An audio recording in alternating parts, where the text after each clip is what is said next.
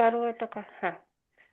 નમો ઓરિયંતાણમ, નમો સીતાણમ, નમો આયર્યણમ, નમો ઉજ્જૈનમ, નમો લોય સવસાવનમ. એસો પંચનમકારો સૌ પાવપણાસણો મંગલાણં ચ સવે સિંહ પડમં હવૈ મંગલમ. શ્રુતદેવતારી ભક્તિ કરતા હૃદય મુજ પુલકિત બને. શ્રુત જ્ઞાન તારું સ્મરણ કરતા મન મારું નિર્મળ બને. શ્રુત ભાવ તુજ કરતા દેવ બને. ઉપકાર તારી જ્ઞાન. સોરી તૃપ્તિબેન, તમારું બ્રેકઅપ થાય છે એટલે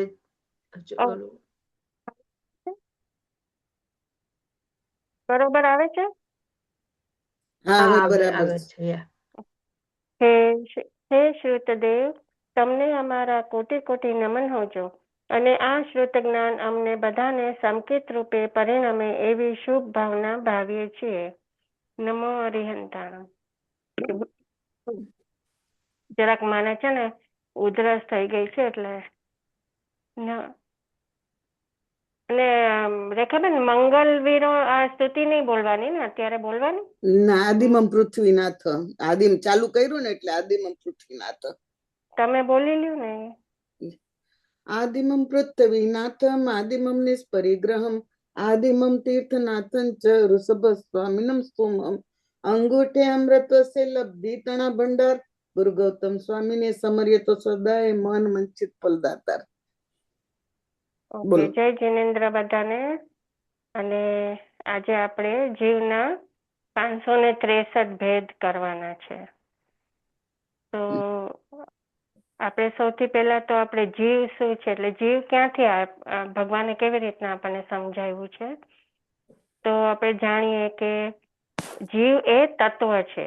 એટલે તત્વ એટલે શું, પહેલા તો એ આપણે વિચાર કરીએ કે તત્વ એટલે શું. તો તત્વ એટલે જે વસ્તુનું સાચું સ્વરૂપ આપણને સમજાવે એને તત્વ કહેવાય. હવે તત્વ કેટલા પ્રકારના છે, તો 9 પ્રકારના છે. એમાં જીવ તત્વ, અજીવ તત્વ, પુણ્ય તત્વ, પાપ તત્વ, આશ્રવ તત્વ, સંવર તત્વ, નિર્જરા તત્વ, બંધ તત્વ અને મોક્ષ તત્વ. હવે એમાંથી આ 9 તત્વમાંથી આપણે ખાલી એક જ તત્વ અત્યારે કરશું, એનું નામ છે જીવ તત્વ. આજે આપણે પહેલું જ ખાલી કરવાના છીએ. હવે જીવની ડેફિનેશન શું છે, જીવ એટલે શું? તો જે આત્મા, જે જીવ સુખ અને દુઃખનો જાણકાર છે, જેનામાં ચૈતન્ય છે, એને જીવ કહેવાય. કે એ જીવ એને સુખ દુઃખનું બધું જ્ઞાન થાય છે અને એ ચૈતન્ય છે, એના લાઈવ છે. તો આ જીવના કેટલા ભાગ પડે છે, તો કે એના 2 ભાગ છે. એક છે સ્થાવર અને બીજું છે ત્રસ. તો એ સ્થાવરમાં હવે આપણે પેલા સ્થાવરનું જોઈએ, પછી ત્રસનું જોશું. તો સ્થાવર એટલે કે જે સ્થિર હોય, એટલે કમ્પ્લીટલી સ્ટેન્ડ સ્ટીલ હોય અને મૂવમેન્ટ ના હોય, એનામાં પણ લાઈફ હોય, તો એને સ્થાવર કહેવાય. હવે એ સ્થાવરમાં કયા કયા જીવો હોય, અને એ સ્થાવરમાં છે ને 5 એના ભાગ છે અને એ એક જ ઇન્દ્રિય વાળા હોય સ્થાવર જીવો. અને એમાં છે ને પૃથ્વીકાય, અપકાય, તેવકાય, વાવકાય અને વનસ્પતિકાય, એવી રીતના એના 5 ભાગ પડે છે સ્થાવર જીવના. હવે આ સ્ટાર્ટ કરતા પહેલા છે ને આપણે પર્યાપ્તતા અને અપર્યાપ્તતાનું આપણે જોઈ લઈએ, કારણ કે આ બધામાં એ આવશે જ. એટલે પર્યાપ્તતા એટલે શું અને અપર્યાપ્તતા એટલે શું? એટલે પર્યાપ્તતા એટલે છે ને બધા આ 2 આત્માઓમાં જ હોય, જે શરીરમાં જીવ હોય ને એમાં જ હોય પર્યાપ્તતા અને અપર્યાપ્તતા. એટલે કે બધી ઇન્દ્રિયો એની પાસે હોય, જે ઇન્દ્રિય હોવી જોઈએ. એક ઇન્દ્રિયમાં 1 ઇન્દ્રિય હોય, 2 ઇન્દ્રિયમાં 2 ઇન્દ્રિય હોય. એટલે ઈ આત્માની પાસે, ઈ શરીરની પાસે એની બધી જ ઇન્દ્રિયો હોય, એને પર્યાપ્ત કહેવાય. અને જેની પાસે ન હોય એને અપર્યાપ્તા કહેવાય. એટલે અપર્યાપ્તામાં લગભગ આત્મા જન્મ પહેલા જ એમ કે એની ઇન્દ્રિય ન હોવાથી આઈ થિંક મરી જાય છે ને રેખાબેન, એ આત્મા એને અપર્યાપ્તા કહેવાય ને. એટલે એ જન્મ લેતા પહેલા જ એનો એ ગુજરી જાય છે, એને અપર્યાપ્તા કહેવાય. તો હવે આ બધા જ માં પૃથ્વીકાય, અપકાય, તેવકાય, વાવકાય અને વનસ્પતિકાયમાં એ જોઈન્ટ થશે જ. એમાં પર્યાપ્તા હોય, અપર્યાપ્તા હોય. એ રીતના મનુષ્યમાં પણ થાય, પંચેન્દ્રિયમાં પણ થાય, બધામાં આ વસ્તુ આવશે જ. તો હવે પૃથ્વીકાય એટલે શું? તો પૃથ્વીકાયનું શરીર છે પૃથ્વી એટલે માટી. એટલે જે પૃથ્વી છે, જે આપણે બધા પૃથ્વીકાય ઉપર, આપણે પૃથ્વીકાય વગર આપણે અહીંયા છીએ જ નહીં. પૃથ્વી પર જ આપણે નિર્ભર છીએ. અને એનું શરીર, એને એક્ઝામ્પલમાં એનું શરીર આવે માટી. એ એકેન્દ્રિય છે અને એનું શરીર છે માટી. અપકાયમાં, અપકાય એટલે શું કે પાણી. એટલે એનું શરીર જ પાણી છે અને એ બરફ હોય, પાણી હોય, એવી રીતના એ પણ એકેન્દ્રિય જીવ છે. તેવકાય એટલે અગ્નિ. એટલે એમ કે એના અગ્નિ એટલે જેની જ્વાળા હોય એના છે ને, એમાં પણ ખાલી એ એક જ, એટલે એ જ્વાળા જ હોય, એની પાસે બીજું કાંઈ જ ન હોય. ચોથું છે વાયુ એટલે પવન. અને પાંચમું છે વનસ્પતિકાય. એટલે બધા જ પ્રકારની વનસ્પતિ. હવે વનસ્પતિકાય છે ને, એમાં પણ બે પ્રકાર છે. એમાં છે સાધારણ, 3 પ્રકાર છે એના. આઈ થિંક સૂક્ષ્મ, સાધારણ અને પ્રત્યેક વનસ્પતિ. તો પ્રત્યેક એટલે શું? તો પ્રત્યેક એટલે એક. એટલે કે એક જ હોય, એ વનસ્પતિમાં એક જ આત્મા હોય. એટલા બધા આત્મા એક સાથે ન હોય. આપણે ધારો કે ટીંડોળા લઈએ કે એ બધા એક એક આત્મા હોય, એમાં વધારે આત્મા એક સાથે ના હોય. અને બધા જ કંદમૂળ લઈએ આપણે, તો એમાં એક જ બટેટું હોય તો એક જ બટેટામાં આટલા બધા આત્મા હોય, કે એક જ ગાજરમાં આટલા બધા આત્મા હોય, કે એટલે જેટલા અનંતા. હા, એટલે એમ કે જેટલા કંદમૂળ છે એ બધામાં આટલા અનંત આત્માઓ છે. એટલે આપણે જો જરાક એનો એક ભાગ પણ સુધારીએ તો એમાં પણ આપણે કેટલું બધું પાપ લાગે છે આપણને. હવે સાધારણ વનસ્પતિમાં બધી જ વનસ્પતિ, બધા અનાજ, આપણે કઠોળ કહીએ કે બધું જ એમાં આવી જાય. કે જ્યારે ઉગે છે પછી એને ડ્રાય કરી અને પછી આપણે એને વાપરીએ છીએ. એટલે એ બધું આવે. અને સૂક્ષ્મમાં તો આપણે જોઈ પણ નથી શકતા એવી ઘણી વનસ્પતિ હોય છે, કે એવા ઘણા આત્માઓ હોય છે કે જેને આપણે જોઈ જ નથી શકતા નરી આંખે. તો એ 3 પ્રકારના થયા એમાં. એને હવે આપણે, અને એમાં છે ને હવે એના જે ટોટલ પાર્ટ પડે છે ને, તો જો હવે પૃથ્વીકાય, અપકાય, તેવકાય, વાવકાય, એ 4 ભાગ થયા એના, બરોબર. હવે એને આપણે એમાં પર્યાપ્તા, અપર્યાપ્તા એટલે 2 ગણીએ તો એના ટોટલ 4 × 2 એટલે 8 થાય. હવે એમાં 8 × 2 કરીએ એટલે એના 16 થાય છે. એટલે ટોટલ 16 ભાગ થાય છે એના. આ ખાલી 4 એકેન્દ્રિય જીવના સ્થાવરમાં. એટલે આપણે 563 સુધી પહોંચવાનું છે. તો આપણે અત્યારે 16 પાર્ટ કર્યા છે. અને વનસ્પતિકાયના આપણે જોઈએ તો વનસ્પતિકાયના પણ ટોટલ 4 ભાગ થાય છે. 3 એટલે એના પર્યાપ્તા અને અપર્યાપ્તા એ બધા ભેગા થઈ ને ઓલી પર્પલ બુકમાં પ્રોપર લખ્યું છે. તમે વાંચો છો વીણાબેન?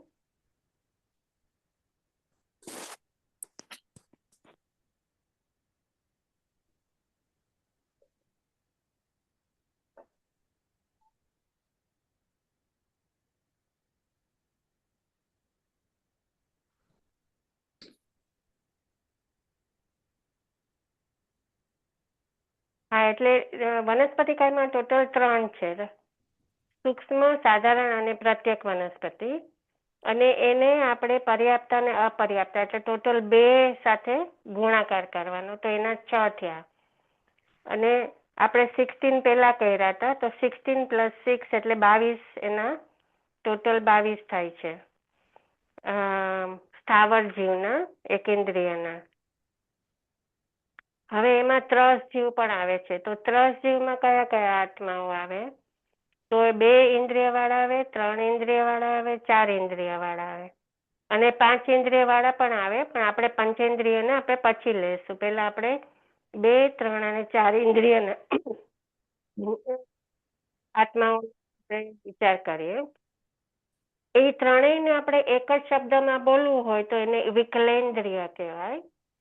અને એ વિકલેન્દ્રિયનો મિનિંગ કેવી રીતના થાય? તો વિકલ એટલે ઓછી ઇન્દ્રિય વાળા, અને ઇન્દ્રિય એટલે એમ કે ઓછી ઇન્દ્રિય વાળા જીવો. એટલે એમ કે એ લોકો પાસે 2, 3 અને 4 ઇન્દ્રિય છે, એટલે 5 ઇન્દ્રિય નથી, એટલે એ લોકો વિકલેન્દ્રિય કહેવાય. એને 2 ઇન્દ્રિય વાળાને ત્વચા અને મોઢું હોય ખાલી, એટલે શરીર અને મોઢું. અને આ જીવો પાણીમાં જ ઉત્પન્ન થાય. અને એના એક્ઝામ્પલ શું છે, કયા કયા જીવો હોય? તો જળો, શંખ, કીડા, છીપ, પોરા, અળસિયા વગેરે. પછી ત્રિઇન્દ્રિય એટલે જેમને 3 ઇન્દ્રિય હોય, વિચ ઇઝ સ્પર્શેન્દ્રિય, રસેન્દ્રિય અને ઘ્રાણેન્દ્રિય. એટલે ઘ્રાણેન્દ્રિય એટલે કે એ લોકોને શરીર હોય, મોઢું હોય અને નાક હોય, એટલે શ્વાસોશ્વાસ લઈ શકે. આ 2 ઇન્દ્રિયના જીવો શરીરથી શ્વાસ લેતા હોય છે. 3 ઇન્દ્રિયને નાક સેપરેટ આપે છે, સેપરેટ હોય છે, એટલે એ નાકથી શ્વાસ લે છે. અને એમાં કયા આત્માઓ, કયા જીવો આવે? તો એમાં જૂં, લીખ, માકડ, કીડી, ઉધઈ, મકોડા, કાન ખજૂરા, એ બધા એમાં આવી શકે છે. પછી ચોરેન્દ્રિય એટલે એના 4 ઇન્દ્રિય હોય. તો એમાં એને ચોથી ઇન્દ્રિય એક્સ્ટ્રા કઈ મળે છે? તો એ ચક્ષુ ઇન્દ્રિય, એટલે એને હવે આંખ પણ મળે છે. તો એમાં કયા કયા જીવ આવે? તો ભમરા, મચ્છર, માખી, કરોળિયા, વાંદરા, ગરોળી વગેરે. તો આ 3 ઇન્દ્રિયના જીવોને વિકલેન્દ્રિય પણ કહેવાય.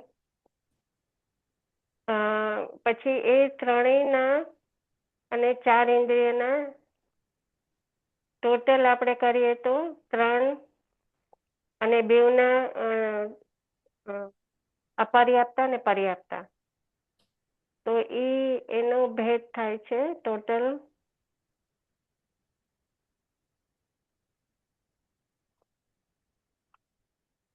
48 થાય છે, આઈ થિંક.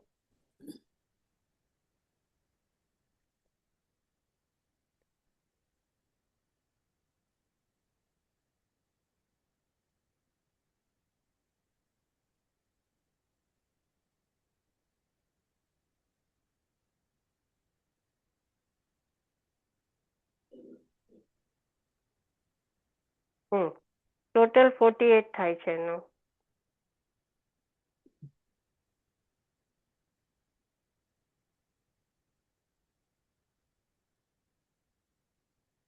એટલે જો 3 ટાઈમ્સ 2 એ 2 ઇન્દ્રિય, 3 ઇન્દ્રિય અને 4 ઇન્દ્રિય એટલે 6 થયા.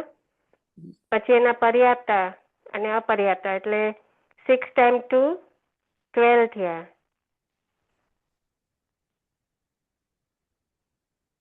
I don't know how 48 થાય છે. એના ટોટલ એના 48 પર્યાપ્ત અને અપર્યાપ્ત અને પ્રત્યેક અને સાધારણ.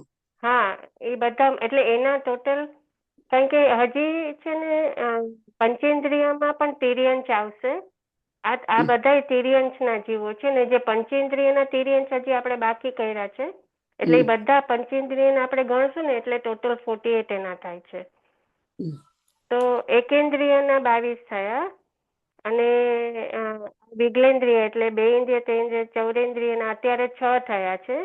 અને પછી હજી આપણે પંચેન્દ્રિય તિર્યંચ બાકી છે. એ એડ કરશું ત્યારે 48 થશે.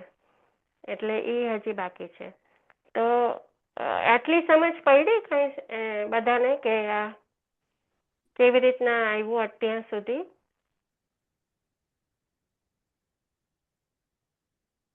તમે વીણાબેન તમારો મ્યુટ છે, મ્યુટ. એણે હા પાડી, વીણાબેને હા પાડી, સમજાય હા છે. એટલે મેં તો હા થોડું સમજાય છે, પણ થોડુંક આ બુકમાંથી એ વાંચશું ને તો થોડોક વધારે ખ્યાલ આવશે.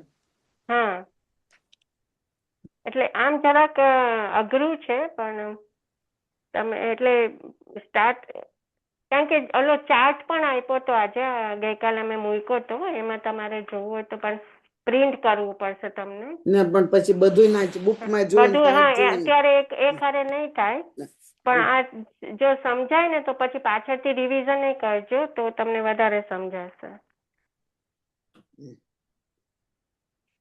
હવે એના પછી આપણે થઈ ગયા અત્યાર સુધીના વિગલેન્દ્રિયના થઈ ગયા. હવે આપણે આવ્યા પંચેન્દ્રિય. તો પંચેન્દ્રિયમાં પંચેન્દ્રિયને કેટલી ગતિ છે, કોઈને ખબર છે?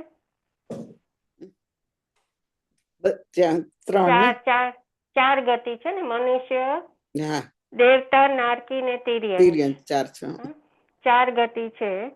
હવે એ ચારેયના, હવે આપણે જે પંચેન્દ્રિયમાં હોય તો આત્મા કેવી રીતના જન્મ લે? ગર્ભથી લે. અને જ્યારે બે ઇન્દ્રિય, 3 ઇન્દ્રિય, 4 ઇન્દ્રિયમાં હોય તો એને ગર્ભ જ ન હોય, ખાલી આપણે પંચેન્દ્રિયને જ ગર્ભથી આપણે આત્મા લઈએ કે એને જ માતા પિતા હોય. એટલે જે ત્રસજીવમાં 3 ઇન્દ્રિય છે ને, 2, 3 અને 4 ઇન્દ્રિય, એમાં માતા પિતા નથી હોતા, ખાલી પંચેન્દ્રિયમાં જ હોય, ગર્ભથી એનો જન્મ થાય. તો અને એમાં પણ આપણે પંચેન્દ્રિયમાં 2 હોય ભેદ, એક ગર્ભથી આપણો જન્મ થાય અને બીજો આપણી પાસે સમૂર્છિમ આત્માઓ આપણે એને બહાર કાઢીએ દરરોજ. આપણે પ્રતિક્રમણમાં લઈએ છીએ ને, સમૂર્છિમ આત્માઓને આપણે એને પ્રતિક્રમણ કરીએ છીએ કે એમને સમાપના કરીએ છીએ, કે આપણે એમને, કારણ કે એ જીવો મરે ને જીવે એવી રીતના હોય, એટલે તો એની આપણે ક્ષમાપના કરીએ છીએ.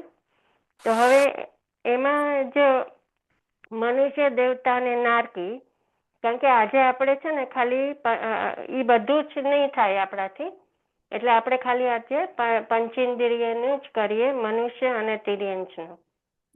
મનુષ્ય, દેવતા અને નારકીનું આપણે બીજી કોઈ વાર કરશું, કારણ કે એમાં પણ હજી ડિફરન્ટ ઘણું બધું છે એમાં. એટલે આપણે આજે પંચેન્દ્રિયના જે તિર્યંશ અને પંચેન્દ્રિયના સંજ્ઞી તિર્યંશ અને આપણે મનુષ્ય, એ બધું આપણે આજે કરશું. તો હવે એમાં છે ને પાછા તિર્યંશના બીજા 5 ભાગ થાય છે. એમાં સ્થળચર, જલચર, ઉર્પર, ભૂચપર ને ખેચર. કારણ કે બધા એવી રીતના હોય ને કે ભાઈ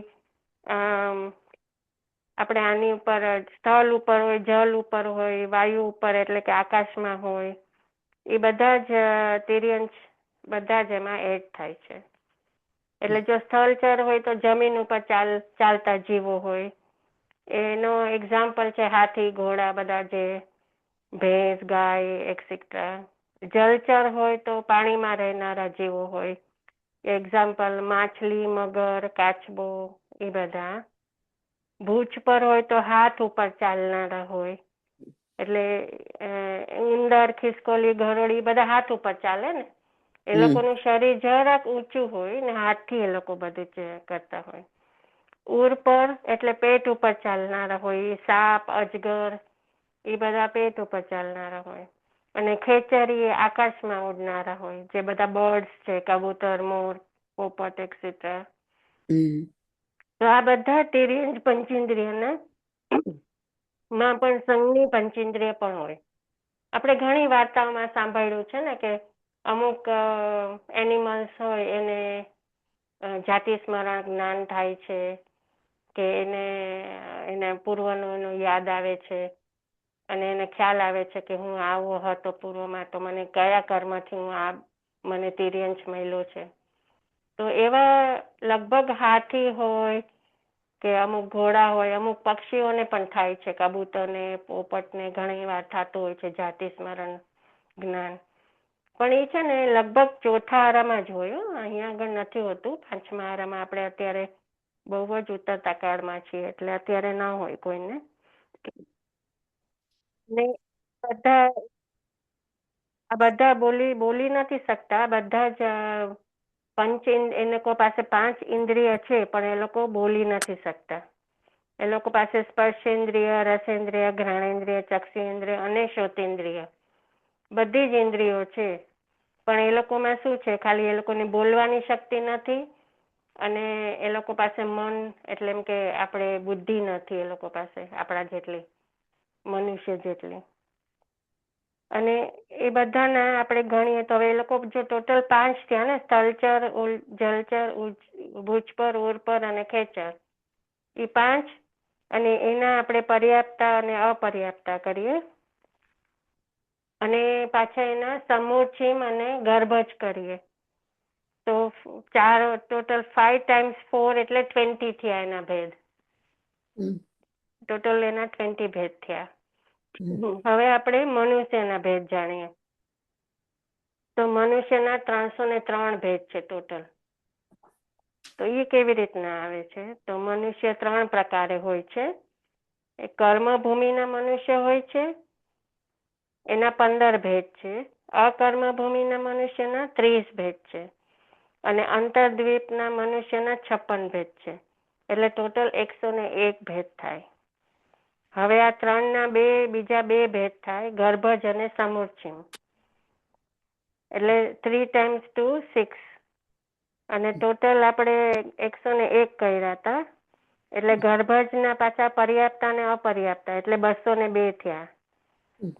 અને સમૂર્છિમ મનુષ્યના માત્ર અપર્યાપ્તા જ હોય, કારણ કે એ લોકો જીવે ને મરે એટલે એની પાસે પર્યાપ્તા ન હોય, ખાલી અપર્યાપ્તા જ હોય. એટલે એના 101 ટોટલ. એટલે ટોટલ 303 એ એવી રીતના થાય છે. હવે કર્મભૂમિના મનુષ્યના 15 ભેદ આપણે જાણીએ. એ 15 ભેદ શું છે? એટલે આપણી જે કર્મભૂમિ છે ને એનો પણ એક આખો મેપ છે.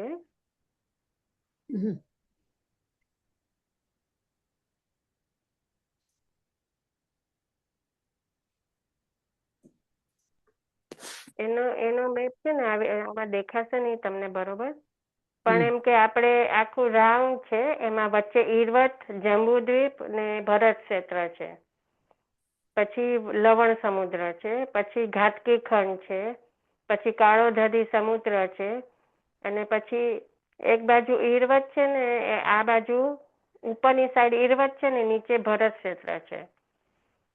અર્ધ પુષ્કર દ્વીપ છે ને મનુષ્યનો 8 લાખ પર્વત છે. એટલે એ આખો એનો મેપ છે, પણ એ તો એકદમ ડિટેલમાં જાણવું જોઈએ. એટલે અત્યારે તો બહુ ડિટેલમાં નહીં થાય, એટલે ખાલી હું તમને એની ખાલી એક્ઝામ્પલ જ આપું છું. તો એને છે ને ટોટલ આપણે બધું કરીએ ને તો એ 2.5 દ્વીપ થાય. તો એ 2.5 દ્વીપમાં આપણે બધા અત્યારે આ મનુષ્ય રહી શકીએ છીએ 2.5 દ્વીપની અંદર. અને એ 2.5 દ્વીપ 45 લાખ જોજનનો છે આખો 2.5 દ્વીપ. પણ આપણે બધા છે ને, અને આ જે અગ્નિ પણ 2.5 દ્વીપની અંદર જ હોય, 2.5 દ્વીપની બહાર ન હોય. એટલે આપણે બધા જેટલા મનુષ્ય છે, તિર્યન છે, બધા આપણે 2.5 દ્વીપની અંદર જ જોઈએ છે.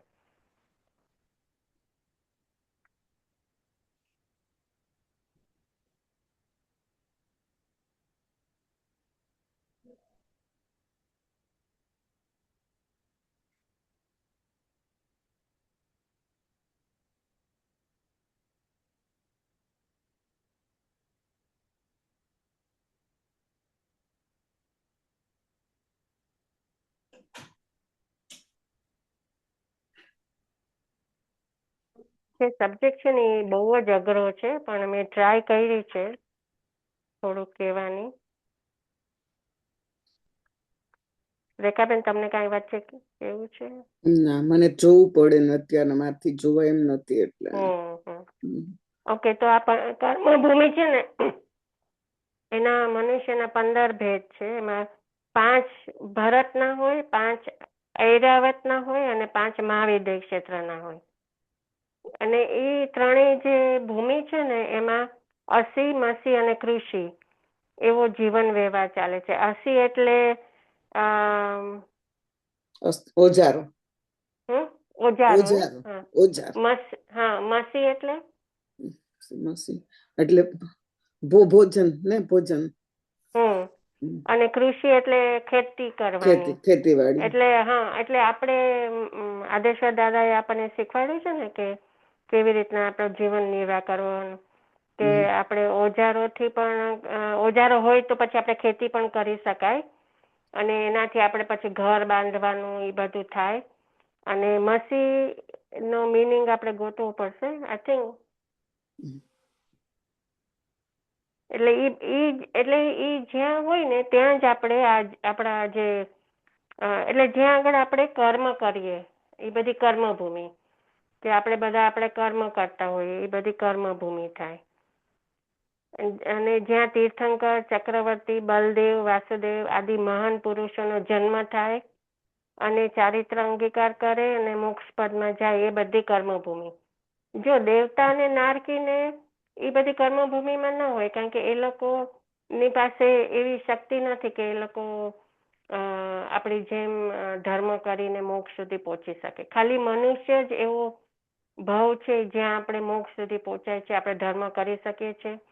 દેવલોકમાં દેવને ખબર પણ હોય ને, એ લોકો જાગૃત પણ હોય ને કે એને ધર્મ કરવો છે, તો પણ એ લોકો કરી નથી શકતા. પછી ઘણા દેવ શું કરે કે મહાવિદ્ય ક્ષેત્રમાં જઈને ભગવાનની દેશને સાંભળે, અદ્રશ્ય રહે. ઘણા દેવ હોય એ બહુ જ ઉત્કૃષ્ટ એમને ફિલિંગ્સ હોય ધર્મ પ્રત્યે, તો એ લોકો મહાવિદ્ય ક્ષેત્રમાં જઈને ધર્મ સાંભળે મહાવીર ભગવાનનો, પણ પોતે જાતે તો કરી જ ના શકે.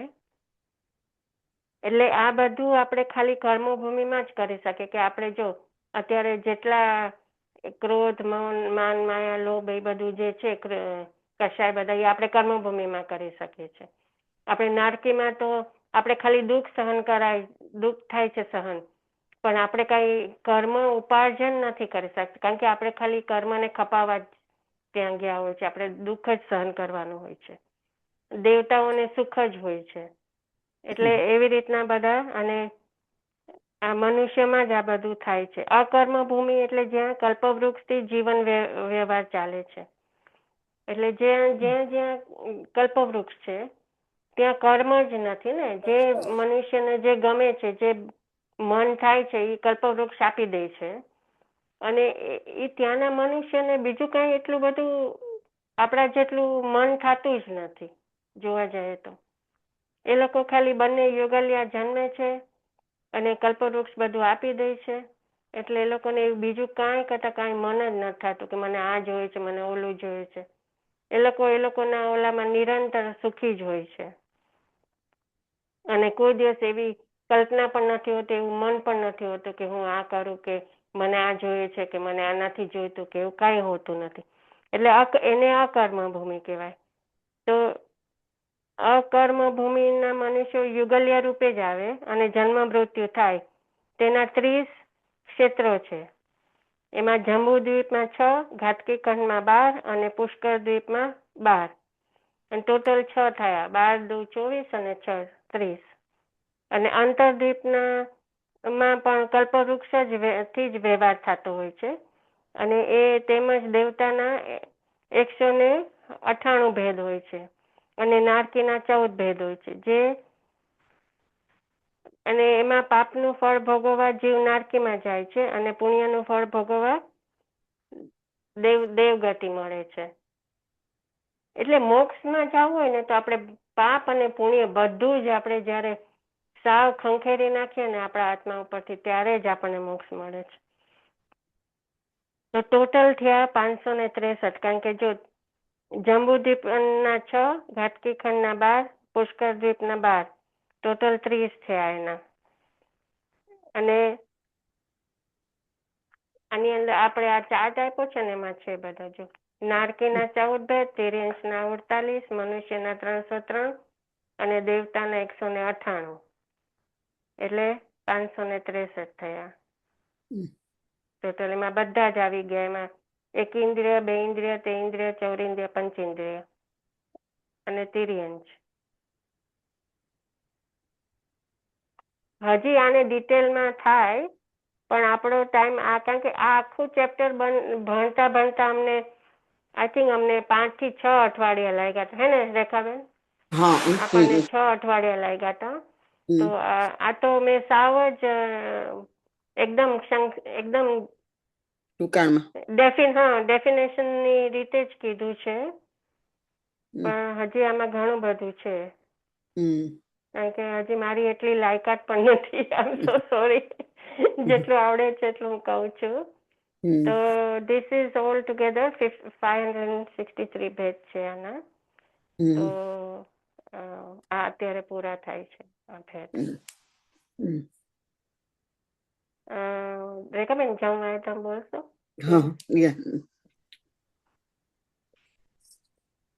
જમ વૈદમ બચ્ચામિલ્યમ હિણકરમ અચ્ચકરમ પયહીણમ વિણહીણમ જોગીણમ ઘોષીણમ સુઠ્ઠુદિન ડુઠ્ઠુપડી ચિન્નમ અકાલે કો સજાવ કાલે ન કો સજાવ સજાય સજાય સજાય ન કો સજાવ. એમ ભણતા ગણતા ચિંતવતા 14 પ્રકારે જ્ઞાનની વાણીમાં કોઈ પણ પાપ દોષ લાગ્યો હોય તો અનંતાસિત કેળું આપની સાક્ષી તસ્મિચ્છામિ દુક્કડમ.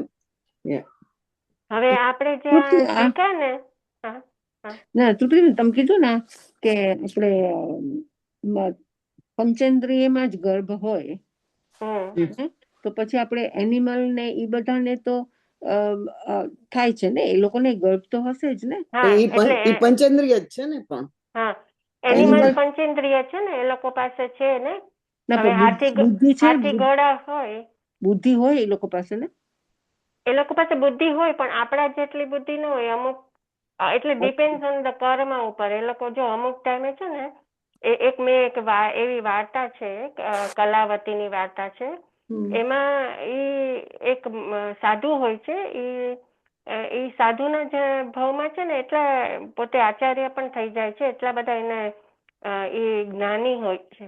એના કેટલા બધા શિષ્ય હોય છે. પણ હવે એને છે ને એક જે ભણાવતા હોય ને એ બધા ઉપકરણ હોય ને, જેટલી બુક્સ હોય કે કાંઈ પણ વસ્તુ હોય, એમાં એને પ્રેમ થઈ જાય છે કે જો આ બધી બુક્સને લીધે જ આ બધું આપણને જ્ઞાન મળે છે કે આ જો ભગવાને આગમનું આપણી બુક્સ લખી તો આપણને જ્ઞાન. હવે એનો આત્મા છે ને જ્યારે દેહ છોડે છે ને તો એને અંતરથી છે ને એ બુક્સનું જ એને વધારે પ્રેમ હોય છે. ઓલું એ છે ને આત્મા એનો ઓલો નિર્મળ ન થઈ જતો. તો એનો આત્મા છે ને એના પછીના જન્મમાં એ પોપટ તરીકે જન્મ લે છે. અને એને બીકોઝ એને સરસ્વતી માતાનું વધારે હોય છે ને કે મને આ જ્ઞાન મળ્યું એવી રીતના. તો એ પોપટ હોય છે ને એ બોલતો પોપટ હોય છે, જે મનુષ્યની લેંગ્વેજ બોલી શકે અમુક થોડા શબ્દ એવી રીતના. તો જેના પાસે એને જન્મ થાય છે ને એનો એ જે માલિક હોય છે ને એને આ મોટો થાય તો આ બધું બોલે છે ને તો એમ થાય છે કે રાજાને હું વેચું ને તો મને વધારે પૈસા આવશે. એટલે એ રાજાને વેચવા જાય છે. તો રાજા એને લઈ લે છે અને એની ડોટર હોય છે ને એને આપી દે છે કે નાની ડોટર હોય છે ને એ રાજકુંવરી એને કે તું રમજે. તો એ રાજકુંવરી એને એની હારે પ્રેમ થઈ જાય છે. તો એ દેરાસર જાય ને તો એને લઈને જાય છે. તો એને દેરાસરમાં જઈને એને જાતિ સ્મરણ જ્ઞાન થાય છે પોપટને. એટલે એવા આત્મા હોય એને જાતિ સ્મરણ જ્ઞાન થાય કે હું શા માટે પોપટ બન્યો. તો એને એનો આગલો ભાવ દેખાય છે કે ભાઈ હું મારા સાહેબ હતો તો હું અત્યારે પોપટ બન્યો, તો હવે મારે શું કરવું જોઈએ. હવે આ પોપટનો ભાવમાં તો આધીનતા છે, આપણે આગળ કઈ ના કરી શકાય. પણ એ કે હું એટલું કરી શકું કે હું દરરોજ ભગવાનનો મોઢું ન જોઉં ત્યાં સુધી હું ખાઈશ નહીં. એટલે આ રાજકુંવરી જ્યાં સુધી એને દેરાસર ન લઈ જાય ત્યાં સુધી એ ન ખાઈ શકે એવું એ પણ લે છે. અને એમાંથી એનો કેટલો બધો ઉદ્ધાર થાય છે. આખી સ્ટોરી છે, એના 21 ભાવ છે. એટલે એ અત્યારે હું નથી કહેતી, પણ એટલે એમ કે એવા આત્માઓ હોય કે જેને કાંઈ થોડીક ભૂલના હિસાબે એને તિર્યંશ મળ્યો હોય તો એને જાતિ સ્મરણ જ્ઞાન થાય. અને પણ જો પંચેન્દ્રિયમાં છે ને આપણે બુદ્ધિની જરૂર નથી, 5 ઇન્દ્રિય જ, એટલે સ્પર્શ છે, જીભ છે, નાક છે, ઘાણેન્દ્રિય, આંખ અને કાન, એ પંચેન્દ્રિય છે ને, એમાં બુદ્ધિની જરૂર નથી. વીણાબેન તમે કીધું ને બુદ્ધિ હા જોઈએ, હા હા હા પણ એમાં બુદ્ધિની નથી જરૂર. પંચેન્દ્રિય એટલે આ 5 ઇન્દ્રિય વાળા જીવો. અચ્છા, તો પણ બુદ્ધિ આપણામાં હોવી તો જોઈએ ને, તો પછી આપણે સંસારમાં હા, એ મનુષ્યને જ મળે. એ બુદ્ધિ છે ને એ એક્સ્ટ્રા, એટલે એ 6 ઇન્દ્રિય થાય. અચ્છા એ છઠ્ઠી ઇન્દ્રિય છે બરાબર. આપણી. હા, એટલે આપણે એ છે ને અત્યારે એટલે કાઉન્ટિંગમાં 5 ઇન્દ્રિય જ આવે છે. છઠ્ઠી ઇન્દ્રિય ફક્ત મનુષ્યને જ છે, એટલા માટે કાઉન્ટિંગમાં નથી આવતું એ. ઓકે, હા, થેન્ક યુ.